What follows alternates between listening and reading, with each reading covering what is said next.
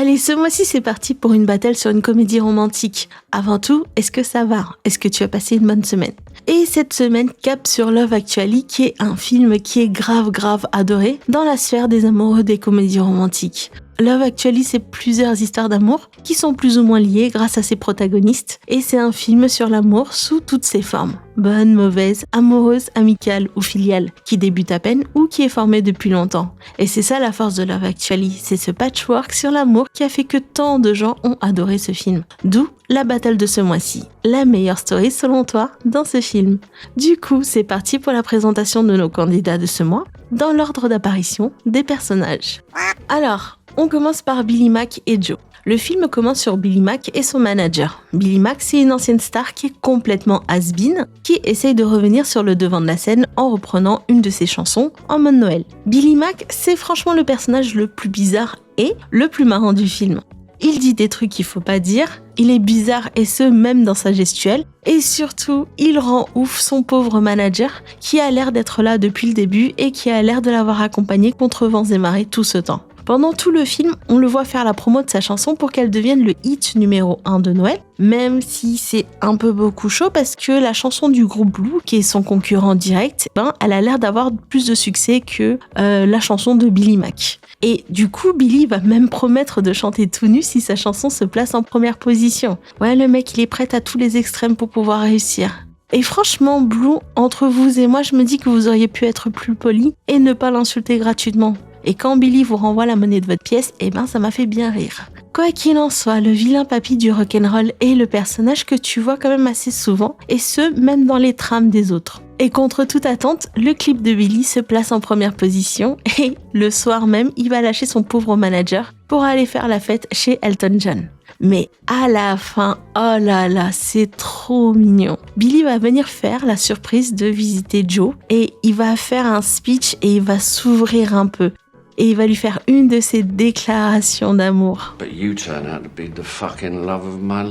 Billy Mack et Joe, c'est une très vieille amitié qui va rentrer dans une nouvelle phase où nos deux comparses seront probablement plus heureux que jamais avec une amitié renforcée.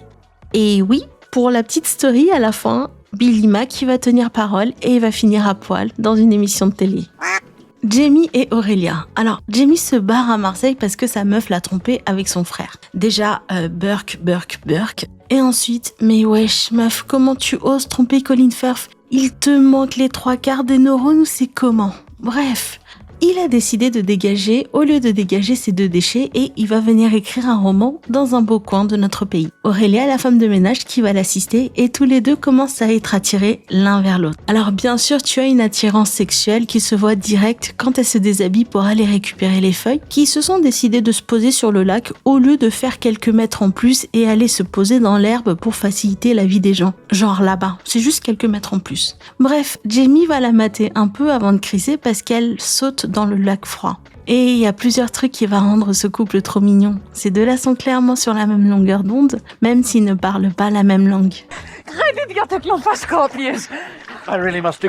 Et l'un des aspects les plus appréciables de ce couple, c'est que tous les deux font l'effort d'apprendre la langue de l'autre sans savoir s'ils ont une chance ou non. On voit Jamie apprendre le portugais et ce, en l'espace de quelques semaines. La preuve en est la déclaration d'amour qu'il lui fait après avoir lâché sa famille le soir de Noël. Le mec, il arrive, il voit sa famille et il se rend compte que c'est avec elle qu'il veut passer Noël. Du coup, direct à l'aéroport, direct dans l'avion. Et là, il arrive et il fait une de ses propositions de mariage en portugais. C'est trop mimi choupi. Sans compter qu'il a l'air d'avoir un plutôt bon niveau alors qu'il vient à peine de commencer. Mais entre toi et moi, je suspecte fortement la musique de fond amplifier ses sentiments mielleux et smooshy, tu vois. Je pense sincèrement que la bande-son de ce film est non seulement géniale, mais qu'elle reste malgré tout manipulatrice. Mais faut dire que la proposition de mariage reste malgré tout magnifique. Il va lui dire que le fait d'être tombé amoureux d'elle lui semble être une évidence, que cette proposition de mariage tient de la folie parce qu'ils se connaissent à peine. Il lui dit qu'il la laissera choisir où ils vivront et surtout, c'est surtout qu'il accepterait si jamais elle lui dit non. Et son pari fou à payer puisque non seulement elle lui dit oui, mais en plus Jamie a droit à 2 bisous en plus, non sollicités. Mais après, bon, c'est Colin Firth qui fait la demande de mariage, donc c'était un peu obligé qu'elle dise oui. Et ces deux-là, je sais pas si je les place dans la catégorie coup de foudre ou amour à longue distance. Daniel et Sam, probablement la relation la plus touchante de ce film. Daniel et son beau-fils Sam pleurent le décès de Johanna au début du film. Et on les voit apprendre à vivre ensemble et se créer une relation vu que Sam était surtout proche de sa maman. Daniel et Sam vont se rapprocher parce que Sam est amoureux d'une fille qui ne le connaît pas. Et ce que je kiffe de ouf dans cette trame, c'est que Daniel prend très au sérieux la peine de cœur de son fils. Il va l'écouter, il va l'encourager et il sera vraiment tout au long le père dont Sam aura besoin, même quand il se décidera d'apprendre la batterie. Ouais, il est très patient. Et Sam à côté, on va kiffer le voir tout donner pour essayer d'attirer l'attention de celle qu'il aime. D'ailleurs, c'est lui qui aura droit à la scène de l'aéroport à la fin du film. Et j'aimerais vraiment qu'on m'aide à comprendre ce passage avant la scène de l'aéroport. Tu vois là, il voit la voiture de Johanna partir. Daniel dit « je connais un raccourci » et en soi, je pense qu'ils ont dû partir à peine 5 minutes après la voiture de Johanna. Explique-moi pourquoi ils arrivent au dernier appel du vol. Ça veut dire que la famille de Johanna a eu le temps de déposer les bagages, passer la sécurité, probablement faire quelques courses et oublier qu'ils avaient un avion à prendre, vu qu'ils sont les derniers dans la file d'attente. Du coup, c'est quoi ce raccourci à 2 balles ? Bref, quoi qu'il en soit, Sam a la chance de voir sa dulcinée avant qu'elle ne parte et il a droit à un petit bisou. Merci Billy Mack. Daniel et Sam, c'est clairement la relation la plus adorable de ce film, vu que ce sont 2 êtres qui se reconstruisent après la perte d'un être cher. Et ils le font d'une manière tellement attachante qu'on ne peut que les kiffer. Alors Karen et Harry, c'est clairement le couple qui me déchire le cœur à chaque fois que je regarde Love Actually. De prime abord, tous les 2 sont heureux. Ils sont mariés, ils sont parents de 2 enfants. Elle est mère au foyer et lui directeur d'une agence de design. Je dirais même que leur couple avait l'air d'aller assez bien jusqu'à que Mia, la secrétaire, décide de faire du rentre-dedans à Harry. Et ce, pas de manière très gracieuse. Oui, je suis dans le jugement facile là. Clairement, Harry semble tomber sous son charme, et pas discrètement parce que Karen s'inquiète un peu lors de la soirée de Noël quand elle les voit tous les 2 danser. Je te jure que l'instinct humain, des fois, il est incroyable. Mais clairement, elle a l'air de faire confiance à son mari, vu qu'elle ne se transforme pas en Saiyan et décide de tout casser, Godzilla style. Tout se passe bien pour Karen jusqu'à que son monde s'écroule. Mia demande un cadeau à Harry, et celui-ci s'empresse de lui acheter un collier en or. Collier en or qui est très moche selon mon humble opinion. Sauf que Karen va tomber sur ce collier et elle va penser que c'est son cadeau de Noël en se disant que son mari a enfin compris qu'elle en avait marre de recevoir que des écharpes pour les fêtes et qu'il a décidé de sortir le grand jeu pour lui faire plaisir. Et Karen, elle est hyper heureuse, elle trépigne d'impatience et est excitée à l'idée d'ouvrir ce cadeau. Sauf que, quand elle découvre que son cadeau de Noël c'est un CD de Joni Mitchell, tu assistes à l'une des scènes les plus tristes de ce film. Karen va garder contenance jusqu'au bout et elle va fuir dans sa chambre pour pleurer en cachette. Et c'est trop touchant parce qu'elle a dû se dire qu'elle ne pouvait pas craquer vu que c'était le soir de Noël et que c'était surtout le soir de la pièce de théâtre de ses enfants. Et elle a gardé contenance pour ses enfants. Emma Thompson était grave touchante dans l'interprétation de ce personnage. Et plus tard dans la soirée, quand Karen voit son frère, elle lui fait ce câlin.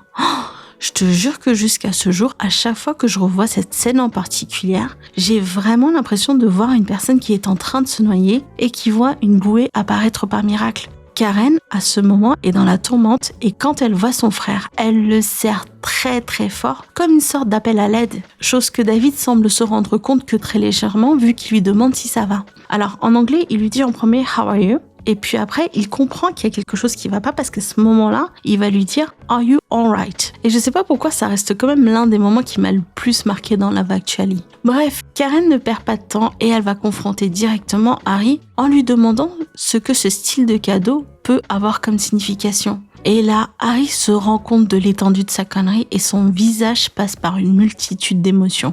Karen se reprend vu que ses enfants sont là, mais je te jure, que ce soit Emma Thompson ou Alan Rickman, leur jeu d'acteur était juste incroyable. Il était subtil, il était parfait, il était juste, tu vois. Quand j'ai dû revoir Love Actually pour les besoins de ce script, j'ai été émue par leur jeu d'acteur et aussi parce qu'Alan Rickman, quoi. Le pire dans l'histoire, c'est que s'il n'y avait pas eu cette histoire de collier, je suis sûre que Karen aurait kiffé le cadeau, vu que ça restait un cadeau attentionné, quelque chose qu'elle kiffe à la base. Mais ouais, mec, la tromperie, non seulement c'est pas bien, mais ça peut carrément détruire tout ce que tu as construit. You've made the life I lead foolish too.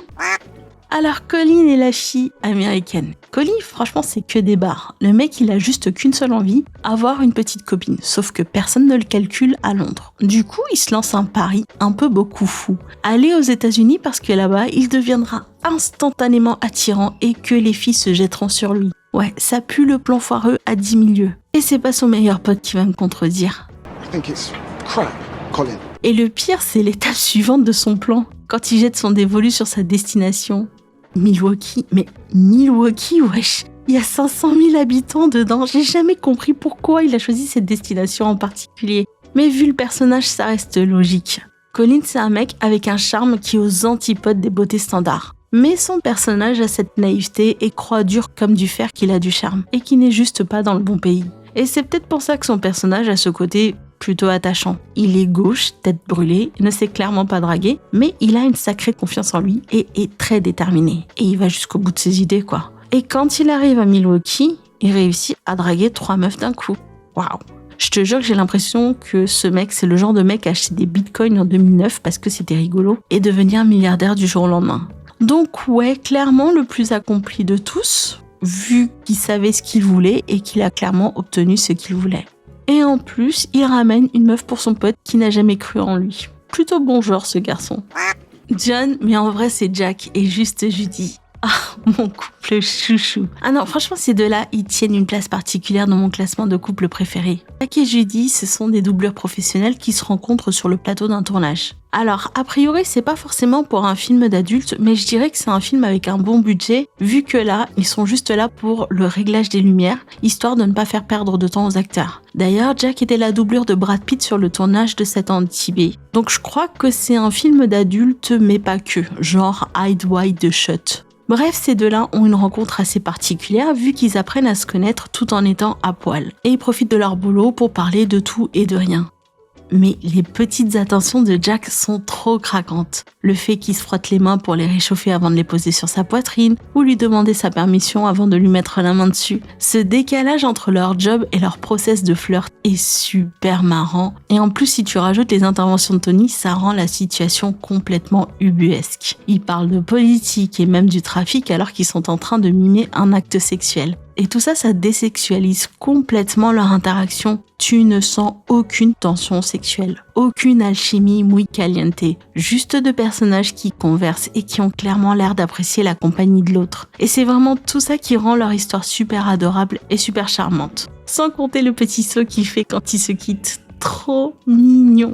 Ah, Peter, Mark et Juliette. Ah, waouh. Ouais, là on rentre dans un territoire dangereux. Les interprétations sur ces personnages sont multiples et ont divisé les gens. Alors le film commence avec le mariage de Peter et Juliette et Mark est le meilleur ami de Peter. Et il leur fait une belle surprise. Franchement, ça c'est trop kiffant. Et je suis sûre qu'à l'époque, tout le monde aurait voulu faire ça à leur mariage. Mais on comprend assez rapidement que si Mark est plutôt distant avec Juliette, c'est parce qu'il est grave amoureux d'elle. Et du coup, ça remet en question cette belle surprise au mariage. Mais bon, c'est Keira Knightley, ça se comprend. Bref, grâce au vidéaste qui ne sait clairement pas prendre de vidéo, mais sérieux, comment sa robe est devenue bleue ou turquoise et surtout comment tu peux te planter à ce niveau? Bon, je sais pas comment marchaient les caméras en 2003, je sais plus si c'est des cassettes ou des CD ou je sais pas quoi, mais tu peux pas te planter à ce point. Bref, la boîte de Pandore sera ouverte et Juliette va comprendre que Mark, en fait, il la détestait pas, mais que c'était le contraire. Et la grosse gênance. S'ensuit l'une des scènes les plus iconiques du film où il lui fait une très belle déclaration d'amour. Alors, qu'on soit d'accord, la déclaration en elle-même est magnifique. Mais là où le bas blesse, c'est que ça se fait derrière le dos de Peter et Juliette finit par lui donner un bisou. Et c'est là le cœur du problème. Y a-t-il tromperie ou non? Le problème peut être vu sous plusieurs angles. Soit tu vois ça comme deux personnes qui essayent de passer à autre chose et que la déclaration et le bisou sont juste une manière de mettre un stop à ses sentiments pour qu'ils puissent passer à un autre stade. Ou tout simplement un coup de poignard dans le dos de Peter parce que ces deux-là partageront un secret à tout jamais, sans compter qu'il y ait eu un baiser entre eux. Perso, c'est vraiment le baiser qui me gêne. Si elle lui aurait fait un câlin, j'aurais dit why not. Mais je sais pas, cette trame m'a toujours laissé une impression bizarre. Sans compter que la vidéo, ok c'est mignon, mais ça reste bizarre.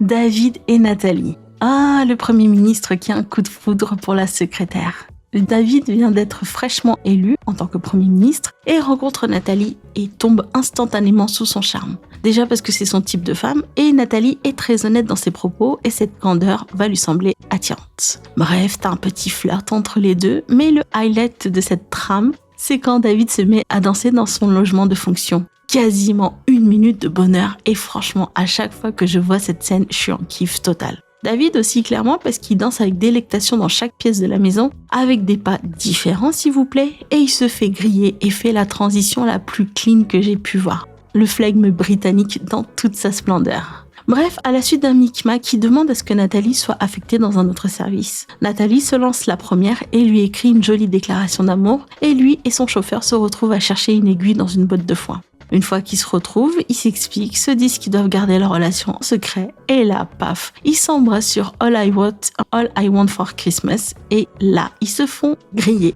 Je te jure que cette trame, c'est carrément un film romantique à lui tout seul. Hugh Grant est charmant comme d'habitude et Martin McCutcheon est à croquer. J'arrive toujours pas à croire qu'on la considère comme grosse. Mais bon, tu me diras, c'est peut-être les standards de beauté qui ont évolué. Alors, Sarah et Carl. Sarah, elle a un gros crush sur Carl depuis 3 ans. Et ça, tout le monde le sait sur son lieu de travail. Mais en soi, le crush, il se comprend totalement vu que Harry est plutôt beau gosse. Et waouh, je savais pas qu'il était aussi musclé. Well done, Sarah, t'as l'œil. Bref, Harry n'en pouvait plus de la voir se pâmer d'amour dans son coin. Il va la convoquer et va lui dire qu'il est temps de se déclarer. Et les étoiles semblent enfin s'aligner le soir de Noël quand Sarah lui demande de danser avec elle. Il la raccompagne chez elle et là, ils allaient conclure quand Sarah reçoit un énième coup de fil et la magie disparaît instantanément. Tu comprends qu'en fait, Sarah est tout le temps en train de parler à son frère qui a des soucis de santé et qui a besoin de lui parler H24. Bref, ces 2 coups de fil mettent un terme à toute idée de relation entre les deux. Et le soir de Noël, Carl essaye d'exprimer quelque chose mais finira par dire juste un joyeux Noël. Et Sarah discute à nouveau avec son frère. Sarah s'est probablement contentée de mettre sa vie en pause pour s'occuper de son frère, vu qu'elle était H24 disponible pour lui. Et cet amour à sens unique était probablement l'option la plus facile et la plus simple pour elle. Et j'ai même l'impression que Sarah est vraiment différente quand elle fait face à son frère. Elle semble être plus sûre d'elle. Et j'aurais voulu que Carl soit prête à accepter la réalité de Sarah. Mais c'est vrai que ça fait beaucoup de responsabilités pour une relation qui n'a pas encore commencé. Mais heureusement, dans la suite qu'ils ont fait, Sarah semble enfin avoir trouvé l'amour. Rufus. Ok, il n'a pas de trame à proprement parler, mais il joue un rôle quand même important dans les 2 scènes où il apparaît. Curtis, le réalisateur, voulait faire de ce personnage un sorte d'ange gardien, mais il a laissé tomber l'idée. On le voit à 2 reprises dans le film. La première fois, quand il vend le collier à Harry. Et qu'est-ce qu'il prend son temps! Franchement, entre toi et moi, je trouve que l'emballage du cadeau est trop bien fait. L'idée de mettre des fleurs séchées, oh là là, j'aurais grave kiffé. Et il prend tellement son temps qu'Harry n'arrive pas à acheter le collier. Et la deuxième fois, c'est quand il prend son temps à l'aéroport pour que Sam puisse retrouver Johanna. Non, je kiffe grave son personnage et c'est pour ça qu'il apparaît dans la liste. Alors oui, Love Actually, c'est un film qui a probablement très mal vieilli et que beaucoup n'aimeront pas pour XY raison. Preuve en est les multitudes de vidéos qui dénoncent l'aspect toxique du film.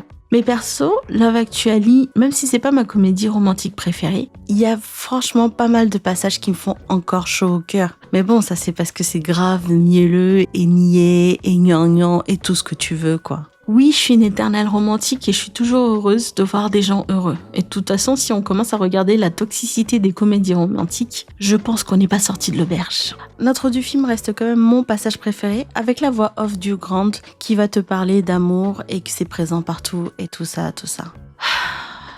Non, on est à peine début décembre, je suis déjà dans le côté gnangnan de la force. Ça va être très dur ce mois-ci. Ouais, parce que d'habitude, je commence ma session comédie romantique à partir du 23 décembre, une fois que j'ai posé le sapin de Noël. Ouais, cherche pas, je fais toujours tout à la dernière minute. Et cette année-là, j'ai commencé dès début décembre. Je suis foutue, tasquettée. Du coup, selon toi, quelle est la meilleure story dans Love Actually? Rendez-vous dans la section communauté pour voter. Malheureusement, je suis dans l'obligation de faire 3 posts parce que le sondage est limité à 4 choix. Du coup, il y aura 3 posts. Si t'as la flemme de voter, je comprendrai grave. Même moi, j'aurais la flemme de scroller. Du coup, je comprendrai grave si jamais t'as la flemme. Voilà. Le truc s'est avéré plus long prévu et c'est ma vidéo la plus longue. Et je ferai tout pour ne pas faire une vidéo plus longue que ça parce que je suis la reine de la flemme. Mais Love Actually le mérite grave vu qu'il figure dans le panthéon des comédies romantiques. Sur ce, on va se laisser là et comme d'habitude, je te souhaite de passer un bon dimanche, une bonne semaine et je te dis À dimanche prochain. There was more than one lobster present at the birth of Jesus. Duh.